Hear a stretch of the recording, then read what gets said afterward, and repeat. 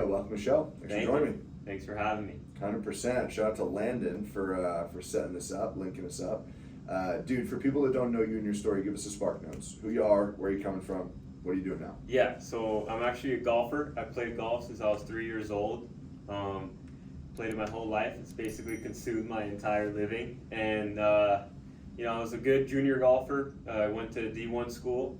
After that, I went to school during the COVID year, so it was a time of a lot of reflection. Mm-hmm. And I felt like I was called to do something bigger than just being in school. I didn't really feel like that was for me. So I dropped out after a year. I went to UCF in Orlando. Mm-hmm. I had a full scholarship. I was playing D1 golf. I felt like, in paper, it's like the life you kind of want to live as an athlete, but I just didn't feel like it was for me. Yeah. So I left. I started to pursue professional golf. And throughout that journey, I actually realized how, a lot of the things that are in professional golf, it's not an easy life to live. Financially very unstable. So I quickly pivoted, to find other ways to make money and get myself out there. I won a big tournament, U.S. Amateur 4-ball. It was my first USGA event. For all of you guys that don't know about golf, it's basically just probably the biggest privilege to even play in a USGA event. They just played those are the people that host the U.S. Open. It's first time to qualify and ended up winning it, and that was before I turned professional. And after that, it really kind of solidified this is okay. Let me just go for it. Mm-hmm. And to be honest, it wasn't the route that I was expecting. I thought I would just start pursuing pro golf and just doing what everybody else was doing on that route.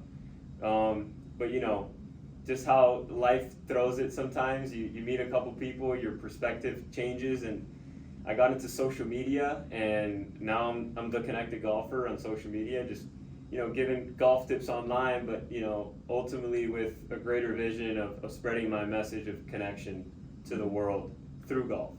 Yeah.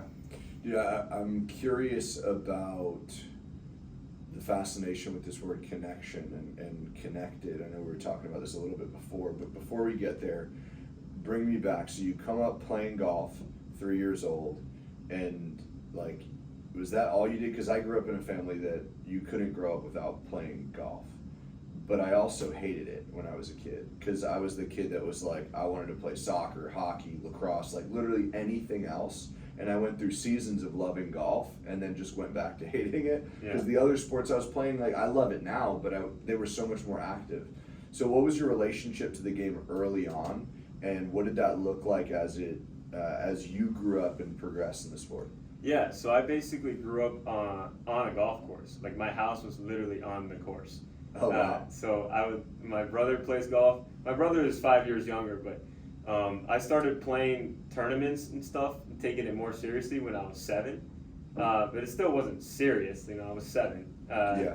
And I won my first... Wait a second, that's crazy to me. Yeah. Sorry, that just clicked. All right, keep going. Yeah. I won my first 4 tournaments, and I was like, I like winning, and I was like, maybe this is for me. So I just kept doing it. I was also doing karate at that age. I ended up being a black belt when I was 13 or 14. Yeah, so you're fairly decent at things. Yeah. I felt like I was very competent at golf. So yeah. I just like winning. So I was like, golf is my thing, so let me just keep winning in this. So interesting. That makes sense. Yeah. So, that's what I kind of kept doing. And then, I just kept playing tournaments. My dad, he came from, my parents are Venezuelan, Hispanic, and a Hispanic household. Yeah. So, a lot of that was, they've always wanted to instill a sport in me and a dedication. And my dad was very, I would say, strict, when I was playing, and just wanted me to be the best version of myself because he believed in me. Yeah. At the moment, I felt like, it's there were moments where I hated it because I was like, damn, I feel so pressured because I was kind of so good growing up that every time I had to perform, and if I didn't, it would be kind of a disappointment. But things that you grow from and part of the journey for you to learn. Yeah. but a lot of that led to many things that ultimately led to this connection as we know it now. But you know, my journey, like emotionally, I would say, which is I feel like when you reflect on your life, you should kind of look at the ups and downs of how your emotions have gone and what you've learned from them. You know, growing up as a pretty good athlete, and like I said, like probably felt very pressured to perform well. It led to kind of a lot of insecurities because you know you have so much pressure as a young kid to do things at the next level. Yeah. That you know it's hard to kind of keep it together. You don't know what's going on, and all I knew was golf. So all I did was golf, and that's where I really felt like my happy place was. However I performed, I knew that I was good at this, and I really want to pursue this to the highest version that I could. Yeah. So every day in every way, I tried to get better. And it was a no-brainer for me to go out and play golf every day. It was like, if I didn't, I don't know what I was doing. You were right there, right? Yeah. Commute wasn't too bad. Yeah. Okay, so you started and you won your first 4 tournaments in a row. Yeah. How old were you when you had your first loss? I mean, probably 7. Let me rephrase that. 7. When you didn't win. I mean, Not even a loss, but like when you just didn't win. Yeah, I mean. Also 7? Yeah, I would say like at a young age. I mean, I played so much that, you know, you win and you lose, but I ultimately felt like I was the favorite in every tournament I played until I was like 12 years old, probably. And when I was 12, I was more like, okay, like now like there's more kids that are a little older, they've been playing for a little bit, and they are kind of like at a really good level. Yeah. They're elite players Yeah. at that age. So, but I mean, I was competing in worldwide tournaments at that point now. I mean, when I was like 11, 12. The earlier ones were just local? Yeah, just local stuff, you know, Got it. around Miami, where I'm from. Where did that confidence come from? Because that's a superpower, to be able to go in and no matter how delusional it may seem to the outside world, to go in and know like I am the favorite here. Like I can look back on my athletic career through high school, college, and then even just competitive powerlifting post-college. Like there were seasons where I had that, and those were also the seasons that we won everything. Mm-hmm. But I don't think the confidence necessarily only came from the winning of the whatever it may have been. Where did that come from for you at such a young age when you might not have had such data sets to be like, I'm actually incredibly good at this? What did that look like? I just knew I was working way harder than anybody else at 7 years old. Got it. So it That's came it. from the work ethic. Yeah, because I started when I was 3 years old, and like I don't really remember if I was like grinding every day when I was 3. Yeah. But Three-year-old all I kids. remember is grinding golf. So like I just knew like from the people that were in the competitions at that moment that you know these guys are like they're not serious about golf. I felt like at that age it's hard to find kids that are actually serious about a particular sport. Mm-hmm. And I was very serious about golf. And my dad was a very good coach for me. My only coach for until I was like 13 years old. Yeah. And just instilling mindset in me. He didn't tell me anything mechanical about the game. He was like, Yeah. make the ball in the hole. Mm-hmm. Make it. What are you doing? Yeah. Make it. That's So funny. it's like, my dad, I really appreciate him along the journey because he's built me to who I am today. He was an athlete himself. He could have gone professional in basketball, but growing up in Venezuela financially, like they were very unstable. Yeah. And he couldn't really pursue it. But he was an underwear model. He was a bike rider. He basketball player. You know, a pure athlete. So Yeah. he knew what it took to have the mindset. Yeah. And he just wanted to create a beast, like you were mentioning. Yeah, dude, that's so cool to me. So 7 years old, he's already instilling the mindset. How much, for people that are listening that maybe they're not golfers, like explain to people what relationship the mindset, like how important that can be, especially in the game of golf. Explain to people that may not understand the sport. Yeah, I mean, the game of golf is 80% mental because you're hitting the same exact shot, really. I mean, you're hitting different shots, but you're swinging, relatively the same way. Yeah. But it's how well can you consistently repeat a movement in different scenarios. And it requires you to have a consistent process, a consistent rhythm. And in order for you to have a consistent process and rhythm, you need to be able to have a clear mind and a very directed mind. You need to direct your awareness to a small focus, small target, and you need to be able to match that target with a rhythm. And that is really what connection is all about. It's about connecting to like your focus and then finding the rhythm of that focus. And it takes neurological awareness. You need to have that brain and body connection to be able to make the connection. Mm-hmm. Yeah, it's I feel like there are certain sports that put it on a pedestal, not put it under a pedestal, put it under a microscope, the importance of the mindset stuff. Yeah. Like I was a goalkeeper in soccer. I won't say that it's as much mental as golf is, but I will say that it's pretty damn mental because like a single mistake changes the entire trajectory of the game, right? Like this is one of the reasons that I loved powerlifting. So after college, I kind of hit a point where I was like, all right, I was 21 years old, I was single, I was tall, I was lanky, because I was in the gym a ton, but all of it was to maintain lean muscle mass and explosion for agility purposes, for goalkeeping, right? So I'm like, why do I work this so hard and still look like a string bean? So I started getting into the gym a lot more intentional, and fast forward a couple of years, then I ended up in the powerlifting community. And that was the reason, I didn't realize it at the time, but that was the reason that I loved the sport, was solely because it put all of that under, like if your mindset isn't completely dialed and you get under a squat bar with a couple 100 pounds on there, like you're not coming out of the hole. Like you're getting stuck. Yeah. And you better hope the people spotting you have their wits about them, right? Like it puts such a focal point on it.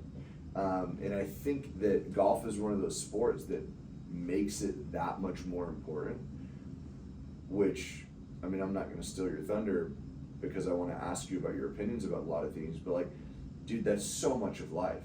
So as you got older, you go to college, you get your scholarship, and then you decide, okay, you know what, this isn't for me. Before we get into the more like adult realm of your career so far, talk to me about that. Like, what was making the decision to step away? How was that met? Yeah. From friends, family, peers? Yeah, it wasn't met very well. But throughout my, like, just to keep on going from the story, from 9 years old, I would say, to when I graduated high school. At that time, I was playing at a high level, but it was at that point I was very pressured to perform. Yeah. At first it was easy, but and I demanded a lot for myself, and so did the people around me, and it was hard to handle at times, but it just made me stronger. It made me want to do it more. Yeah. But at the end of the day, it helped me get to the level that I got. I ended up being a top 20 junior golfer in the world, and I, at the moment, when I really made that transition, I won a big national tournament, and then I won my second national tournament. And this is what age? So when I won my first one, it was in 2017. I was like 16 years old, and then in 2019 I won my second one, and the second one was the biggest one, like really to win. And I was okay. This just put me in the ranks. That got me into like top 20. So this invites you to all these prestigious events that the top junior golfers in the world get to play, and it was like a dream for me to play in them. Yeah. But I really felt like success was my biggest failure there, because I almost let my guard down. I was like, I felt like I made it. Started to coast? Yeah, I started to coast. I just felt like, I felt like I finally accomplished what I needed to, and my dad, he stopped really pressuring me, because he's like, he felt like that happened as well. And I started to coast a little bit, and my focus kind of sprayed, and it wasn't as dialed in as I believe it could have been. But all for the better. Yeah. And I got into college in that year, and I would say when I coasted, it was really around my senior year of high school. I had already committed to a college. I knew where I was going. I was top 20. Everything. Life was good. Yeah. In parentheses, but I went to college, and like I told you, it was during that COVID year, and I was by myself in a dorm for an entire semester. And we couldn't even play competitively. There was no tournaments. We just had practice, go to your dorm. And we would get COVID tested, so we couldn't even go out and do anything fun, really. Mm-hmm. So it was a lot of time of reflection. And I remember taking a lot of personal growth courses because I knew, I was like, I want an edge. I want another edge because I felt like, okay, I was coasting, but now I'm in college. Now I'm playing against like top dogs, like the better players. So I got to up my game whether I feel like I'm good or not. So I looked for an edge in my mindset. I delved deep into personal growth and, really started to get a lot more structured mentally, physically, and emotionally. And then at that moment, I really felt like I was aligned to a purpose that was not there. I was like, I don't know why, but one day I grabbed a piece of paper, I wrote it in the title. I was like, this is what I want to do, and I just wrote my heart out. And all that was on that paper was not aligned to where I was at that moment. And I just, I told my parents. I also wasn't having a great time in college. Like the coach, we didn't really have the best relationship. A lot of us on the team, like six other guys ended up leaving the team. The assistant coach left. The environment was just off. So that kind of helped with the decision making with my parents. Mm-hmm. Not throwing that excuse, but really the intention was, I don't know what I need to do, but it's something bigger than this. So I'm just gonna send it. So I jumped. It's like you just jump off the plane and you skydive. You just gotta jump, Yeah. And I left. I wasn't even intentionally trying to pursue professional golf. All I wanted to do was just get out of there. And then it cleared my mind when I was out there. All I wanted to do was connect. I was like, I feel like if I live a connected life in what I felt I learned in that period of time, the stars will align. I just believed that. I don't know why, but I did. And I really want to emphasize this. Like, when you make that leap, when you jump, you're not supposed to know why. You're just supposed to know, you're not supposed to know what or how. You're just supposed to know why. Mm-hmm. And I really felt like I was connected to that why, and it got me to make that decision and make that leap. And my parents saw that change in me and saw that drive in me and like really saw that clarity of my why. And they're like, we'll support you because I feel like you know what you're doing. At least you're not just throwing yourself out there. And I decided to go pro because my coach, longtime coach Jim McLean, told me I should do it. Might as well to make money while I was playing. And I did it, and that's kind of what led me to do that. So, you bring up the word connectedness. Is this when that vision of the importance of this word started to come to life as you were just brain dumping onto that paper and pouring your heart out into it? That was when the experience started. I really started to feel the experience. I didn't know it was connection. Mm-hmm. At that moment, I didn't know. But I knew what the experience felt like. And I knew it felt different. I knew it felt bigger, more expanded, more fire with it. So I went with it. And later, I would eventually find that this is how I could describe this word. But I first had to experience it and live it. And so I actually got into content because I met this guy at Doral, and our intention was to first find me a sponsor to play professional golf. I was going to go overseas to Europe and play, and I needed around $50,000. And you know, it was hard to find it. Obviously, it's hard to go to someone and be like, "Look, I need $50,000 to go play golf. Can you just help me?" That's why I think the system is somewhat a little messed up. But that's another point. And he told me, "Look, you need to start building a brand and get out there." So I started doing videos, no traction, and I was like, "This is not for me. Like, I don't want to do this. This is not something I'm really passionate about."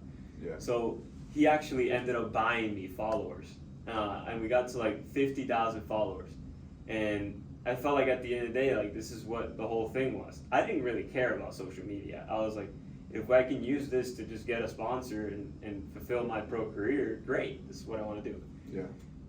And then I started like seeing my account, and I was like, this is just not me. Like, why am I doing this? Why is this like me, you know? And one day I just deleted the account, and I was like, I'm gonna start this, and I'm gonna do this. And every day from that day on, it's been 10 months since I posted a reel every day, learned along the way, and now I'm at 48,000 organic followers. Mm-hmm. So 10 months later, I did it, and I knew, I was like, you know, I can just do it.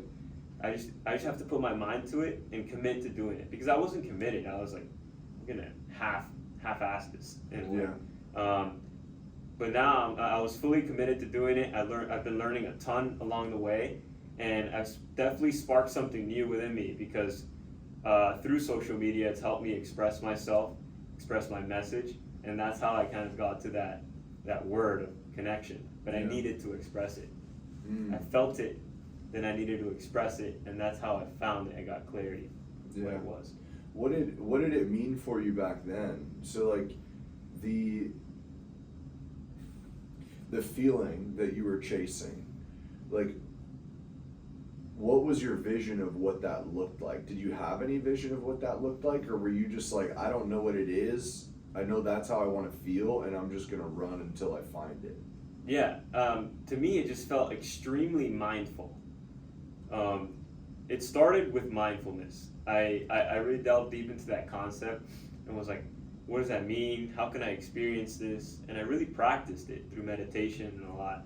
And I started to feel what it felt like to almost reach that state of bliss from within. Mm-hmm. And that was the feeling. It's bliss without needing anything. Yeah. So you let go of need. I mean, I had a whole period around 8 months where I put myself in a lot of uncomfortable situations.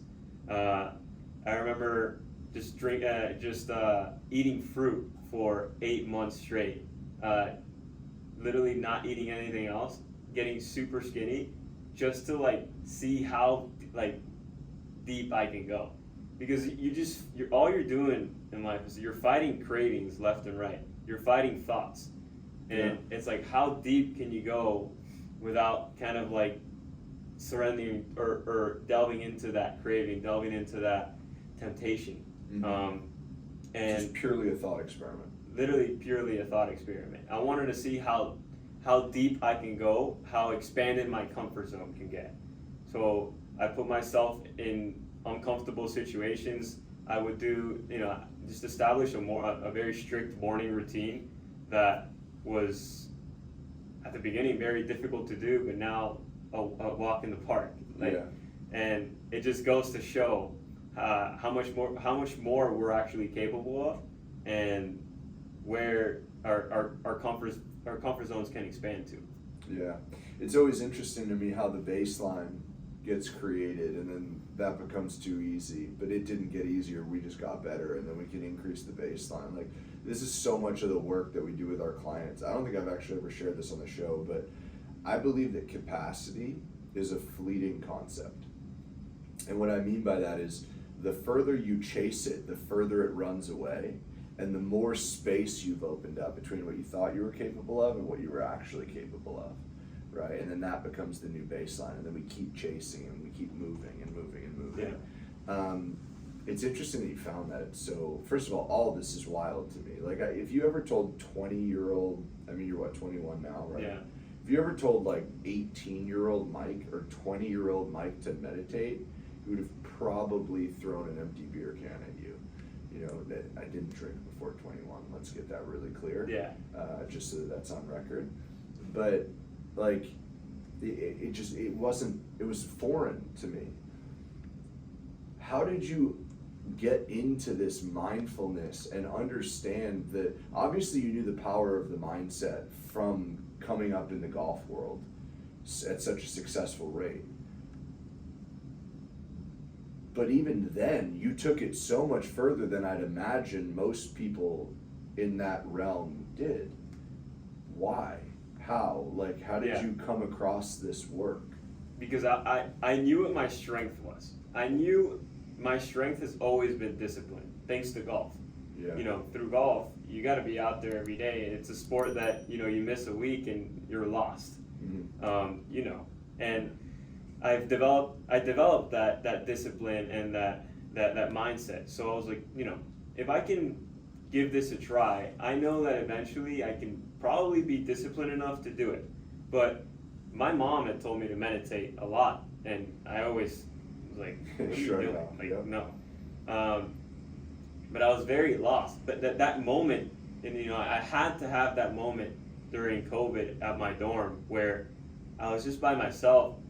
I was so bored. Like, I was like, might as well try this. Yeah. And I just tried to push myself deeper and deeper each time, and I was so uncomfortable. Like, I just was. And after a period of time, it just became something comfortable. I don't know, like you were saying. Yeah. I don't know why, but I just did it for a certain amount of time, and it just became something that stuck to me. And that is why I believe in change so much. That's why I believe, like, people and the world can change and can do it. Mm-hmm. It's just, they need to understand how simple it actually is.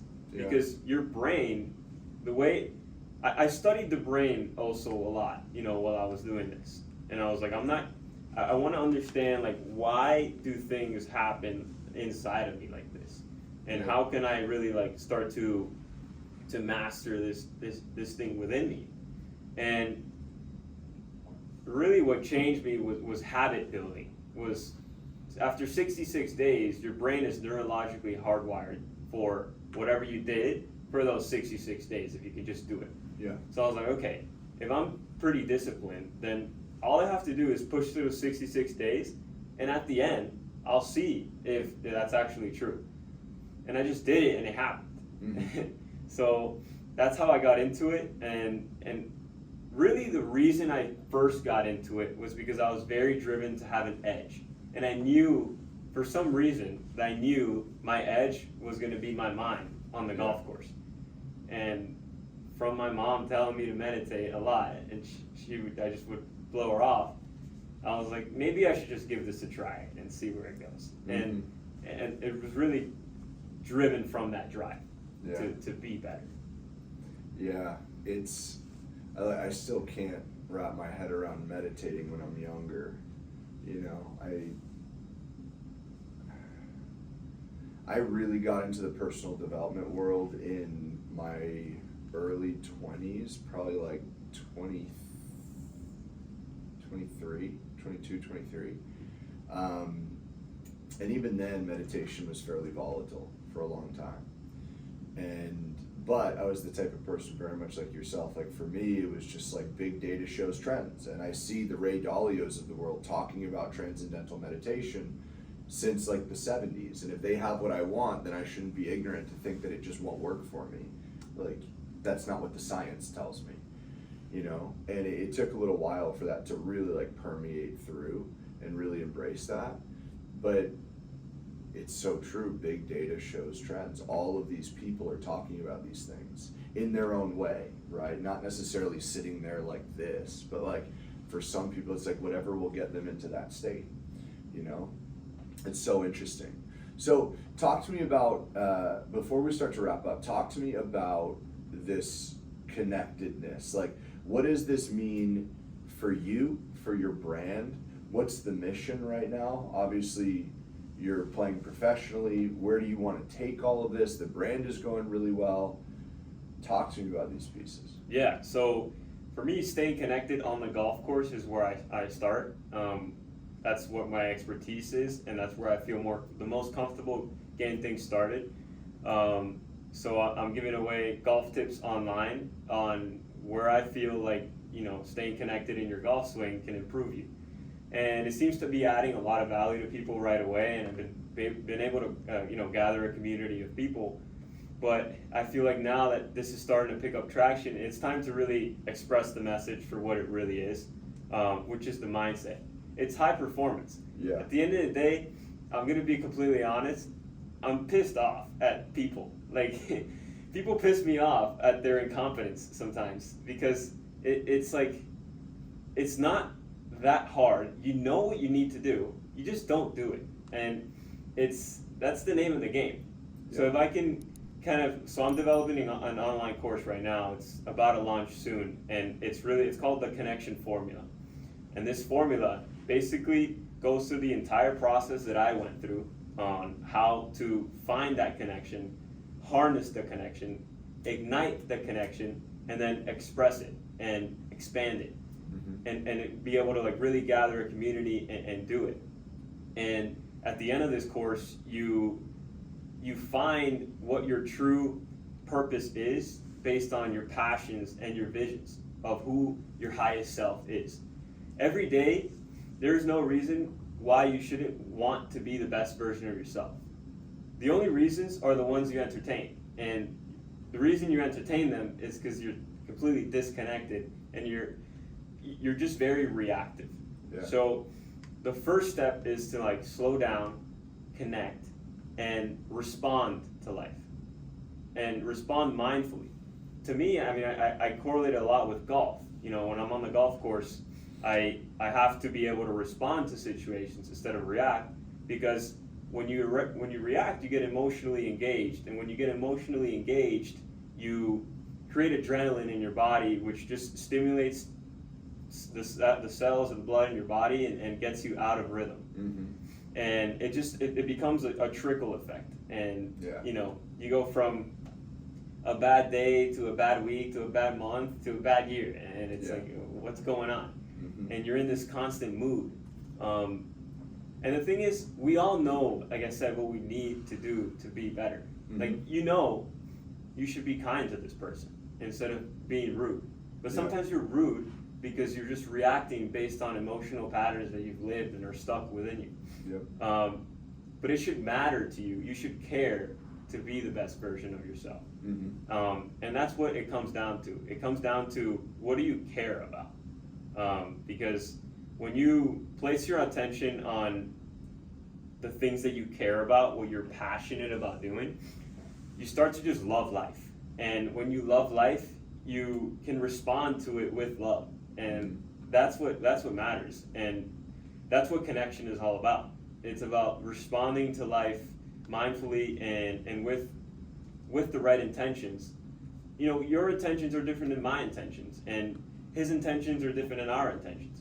But we all have a truth to share. And all it takes is to give yourself the time, give yourself the structure to connect to that truth, and then express it. And then notice what's hindering you from expressing it. What limiting beliefs do you have that affect you from expressing these types of things?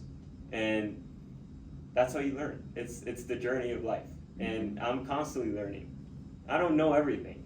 I'm always wanting to learn more. But this constant learning gives you a sense of competence in who you are.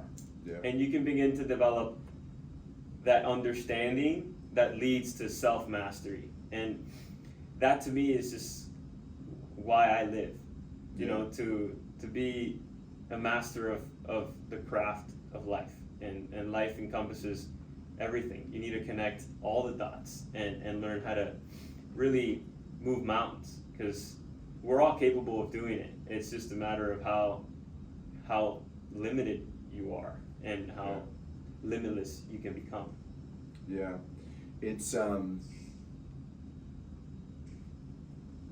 I don't know, I have a fairly aggressive opinion about this. Like, I think, because I agree with you, I think that is what we should do as humans, like pursue our potential aggressively and relentlessly and persistently. And I think it's extremely selfish not to. Yes. Like, I completely agree. That's why I get pissed off. yeah, but I also I understand your curiosity, and that same question is why I got into this business, because I couldn't figure it out. I couldn't understand why that problem existed. We all know what we need to do. And if anybody listening is saying that you don't know what you need to do, you at least know the question you need to ask, which means you know what to do. Go fucking Google it. Like, it's that simple. Mm-hmm. Simple doesn't mean easy, but it is that simple. So we know what we need to do, yet we're not executing on it. I couldn't understand. I was so perplexed by this question. And I think when you start to unravel it, as you have, and as many people listening to this probably have as well, you start to unravel it, you start to get the keys to the kingdom, right? Because life is simple, humans complicated. Yeah. So either way, I'll stop ranting about this, but I love that is such a massive passion point for you.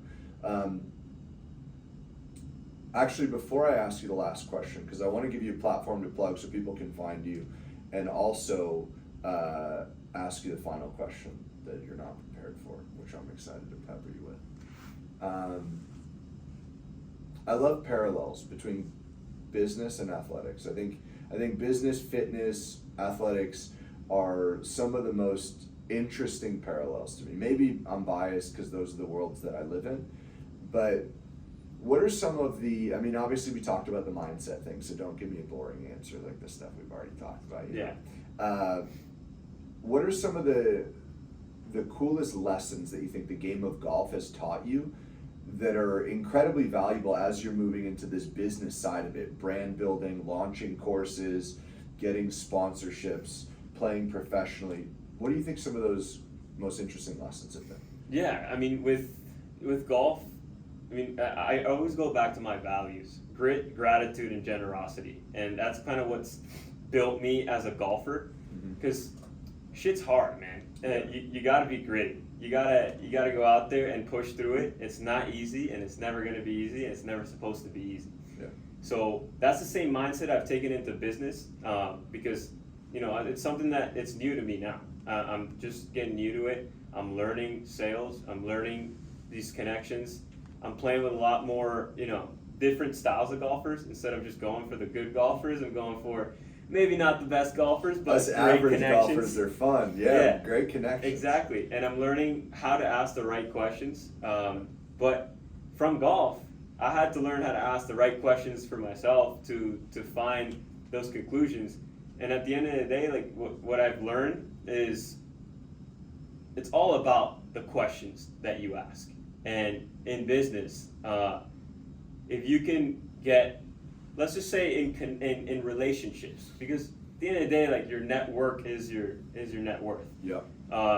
So with that, in order to develop good relationships, you need to be asking the right questions that lead to that conclusion. Mm-hmm. And it's almost like a game. I see it. I play an 18-hole round of golf with somebody that I just met, and it's a connection I just made. How can I get to the last hole and ask questions along the way where it doesn't seem like I need something or want something in any type of way? I'm genuinely wanting to connect with this person, know what this person's all about, and then how can I add value to this person so that in turn the value is added in return in multiple and bigger quantities. And that's, you never give expecting to receive anything in return, but it always happens that way. Yeah. And law of reciprocity. Exactly. The intention is always, how can you find the way to add value to this person, but the only way to add value is to become valuable first. Mm-hmm. You need to have some sort of value. And that's why it's so important to build yourself up in the making. And I thank golf and life for just building me and giving me, that awareness, that discipline for life, because it's built me, and it doesn't necessarily have to be value in the sense of like money or other relationships. Maybe you don't have money, maybe you don't have any other connections. That doesn't mean that you're not valuable. If you respect yourself, if you value yourself, that is already value. People see that, and people respect that, especially at a young age. If you guys at home are young and watching this, you know, the younger you start, the more it's respected, because people understand life. They understand how hard life can be, and that's why it's so astonishing for like a 21-year-old to have this type of mindset, because it's rare, it's uncommon, but that in itself is the value, and that's all you need to share, and they will see that potential, and it's all about that to me. Yeah, no, I couldn't agree more. Just start. Like, I guess that's really what it boils down to. But it is a really cool parallel, and everything comes down to questions. My mind is like running rampant. I'm like, wow, that could be a really cool entire conversation. It's just like what that looks like on the golf course. So maybe we run it back next time I'm in Miami. We'll get you on the Connected Golfer channel, and I like doing interviews on the golf course, just, you know, playing golf and talking about business and life and how it correlates, because golf is almost that unique sport that connects with anything that you do and everyone. So no matter how good or bad you are. Exactly. Right? Dude, where can people find you? Where do you hang out most on social? You mentioned Instagram. When the course comes out, where can they find it? Plug away, my friend. Yeah, so theconnectedgolfer.com is where I'll have my online course. Follow me on social media, Instagram, TikTok if you have it, mostly on Instagram as The Connected Golfer, and I'm starting up my YouTube channel as well. And, you know, through there you'll be able to find all of my things and be able to catch up with what I'm doing. So perfect. Leo, last question for you, going all the way back. Yeah. Getting into golf, 3 years old, right? Starting to compete at 7, winning 4 in a row, having all this pressure, starting to like get to the point where 12, 13, you all of a sudden you're like, wow, this is actually like really competitive. And growing through those years, right? Building that mindset, working on the mental side of the game, getting into college, going through that COVID year, which I can't even imagine what that experience was like. But going through that year, deciding to drop out, and then realizing, you know what, I'm just gonna double down on my brand. I'm going to go all in. I'm going to start playing pro, all the way to where you're at right now. Crushing it on Instagram, course coming out soon, still playing professionally, doing well. All of this entire window. What's been the biggest lesson that you've learned that has yielded the most results and had the biggest impact on your life and in your business? That's a great question. And I truly believe it comes down to, you gotta keep pushing. Like, don't stop. Because I know it sounds cliche, but when you can just keep going and push through and connect to the highest version of yourself, there's no limit. There's really no limit. And that's what I've learned along the way. And I've learned that it's very easy to go down. It's very easy to you know, be emotionally confused and just go the wrong way. But if you can just commit to being the best version of yourself, which I guarantee you guys already know what that looks like, just keep pushing and great things will happen. There it is. Leo, appreciate you, brother. Thank you. 100%.